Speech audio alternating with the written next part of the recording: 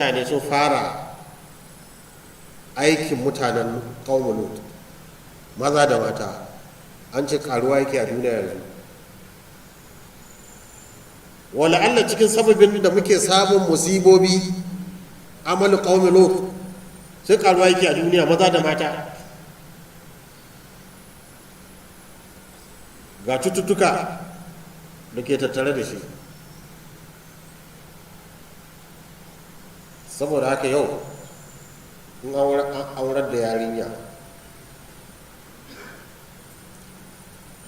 sai an gaya mata, kada ku ji kunya ku gaya mata, domin shi abun musiba ce, ba shakalin mutum ba ne, ba shakali ba ne,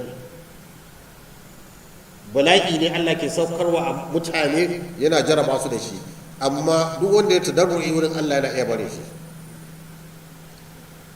To dole sai an koya ma yarinya cewa in an ɗaura miki aure, Allah bai halatta ma mijinki dubararki ba, baya cika abin da aka halatta, abin da aka